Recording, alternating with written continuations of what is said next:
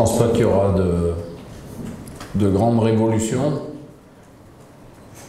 En football, la chose la plus difficile, c'est de dissocier le contenu et le résultat. Donc, comme Youssef vient de vous le dire, sur le contenu, je pense qu'il était presque parfait. Maintenant, en termes de résultats, il faut beaucoup plus d'efficacité. Et je pense que cette efficacité, elle peut venir avec la confiance.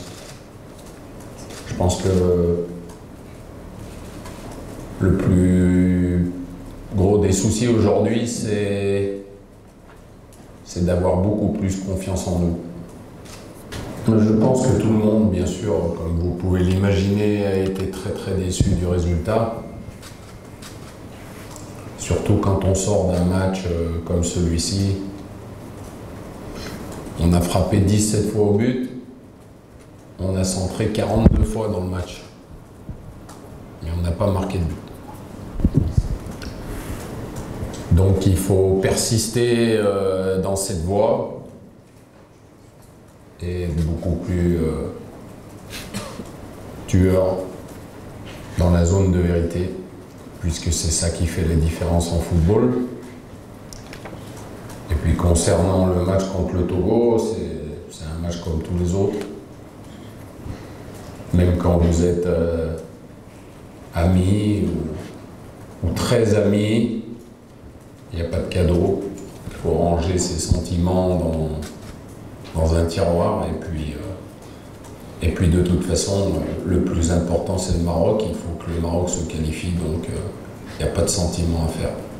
On se connaît parfaitement tous les deux, mais c'est pas ça le plus important. Le plus important, c'est que les joueurs soient prêts. Aujourd'hui, le capital confiance du Togo est sur une phase ascendante, puisque quand on réussit à faire 0-0 contre le champion d'Afrique en titre pour son premier match, forcément, ça rebooste un groupe. Qui plus est, quand on a Claude Leroy comme entraîneur, il va donner encore plus de motivation à ce groupe, mais il ferait de la même façon que si c'était un autre entraîneur. Et moi, j'ai pas de sentiments à faire. Les sentiments, ils resteront jusqu'à la fin de ma vie avec Claude, mais c'est pas ça le plus important. Moi qui connais bien Claude, sa plus grosse qualité, c'est la générosité. Et puis comme j'ai un respect infini pour ce monsieur, à mes yeux, il n'a pas de défaut. Mon message a été clair, ça a été un message peut-être qui a surpris un peu les joueurs. Mais je leur ai dit que j'étais très fier d'eux et qu'il fallait qu'ils continuent dans cette voie-là. Parce que je suis persuadé qu'en football, quand on est capable de produire le match qu'on a produit, à un moment ou à un autre, on est récompensé. Donc il faut persister.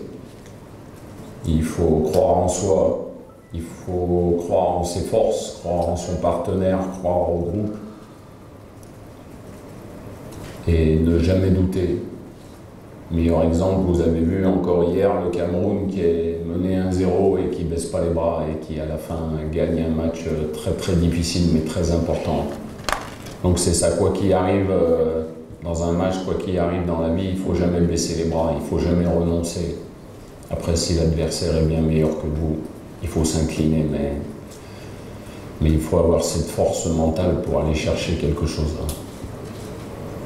Le message, il est toujours le même. On a un objectif à atteindre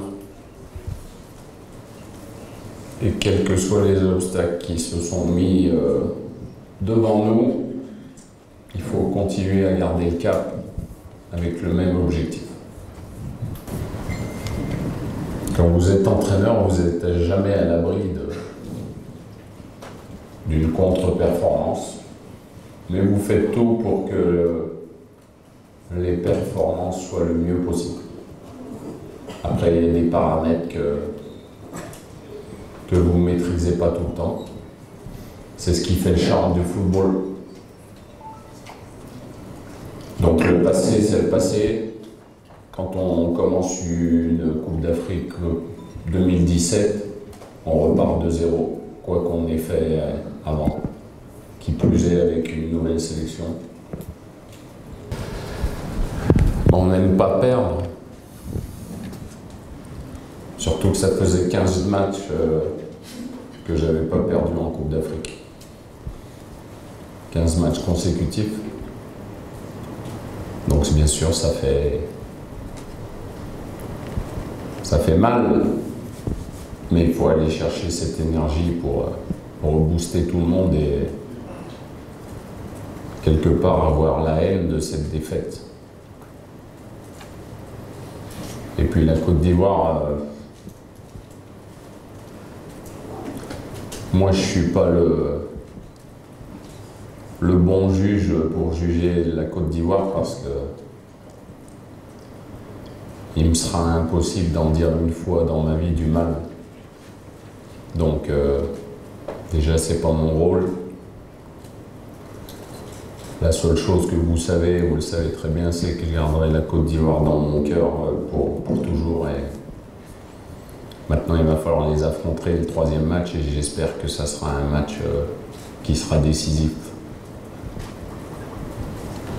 Il faut faire en sorte que tout le monde retrouve le moral. Il ne faut pas vivre dans une atmosphère défaitiste. Je pense que dans la vie, il faut toujours avoir ce côté positif pour le transmettre aux gens, pour aller chercher des choses qui parfois semblent irréalisables, mais c'est quand on les réalise qu'on s'aperçoit que finalement, il fallait toujours y croire.